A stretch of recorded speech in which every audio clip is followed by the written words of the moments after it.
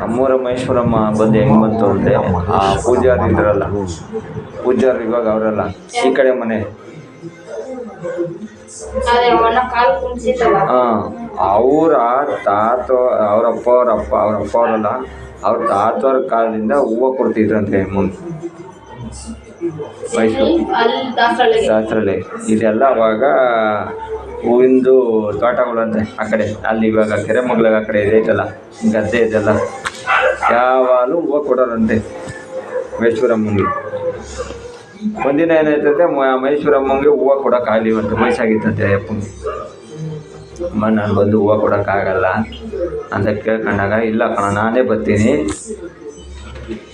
ಬರ್ತೀನಿ ನಿಮ್ಮ ಇದಕ್ಕೆ, ನೀವು ಅಲ್ಲೇ ನಮಗೆ ಪೂಜೆ ಮಾಡಿರಿ ಅಂತ ಹೇಳಿದಂತೆ ಕನಸಾಗಿ.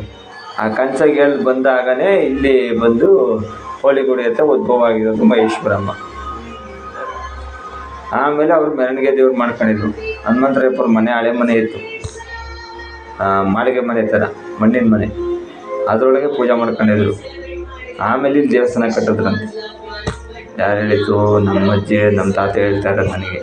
ನಾನು ಕಂಡ್ಮೇಲೆ ಅದು ಬುದ್ಧಿ, ಅದು ಕಂಡಕ್ಕಿಂತ ಮುಂಚೆಗೆ ಅಲ್ಲಿ ದೇವಸ್ಥಾನ ಕಟ್ಟಿದ್ರು, ಹಳೆ ದೇವಸ್ಥಾನ. ಹಂಗಾಗಿ ಅವತ್ತಿನ ಕಾಲದಿಂದ ಇವಾಗವರೆಗೂ ಮಹೇಶ್ವರಮ್ಮ ಇಲ್ಲೇ ಅವಳು. ದಾಸರಳ್ಳಿ ಅವರೆಲ್ಲ ಅಣ್ತಂಬ್ರು, ಪೂಜಾರ ಅಣ್ತಂಬ್ರು. ಹಂಗಾಗಿ ಒಬ್ರು ತಪ್ಪ ಪೂಜೆ ಮಾಡ್ಕೊಂಡು ಬಂದಿರೋದು. ಅವಾಗ ಅಲ್ಲಿರೋಳು ಮಹೇಶ್ವರಮ್ಮನೆ, ಇಲ್ಲಿರೋಳು ಮಹೇಶ್ವರಮ್ಮನೆ, ಎಲ್ಲ ಕಡೆಗೂ ಅವಳು ಜಗನ್ಮಾತೆ ಮಹೇಶ್ವರಮ್ಮ.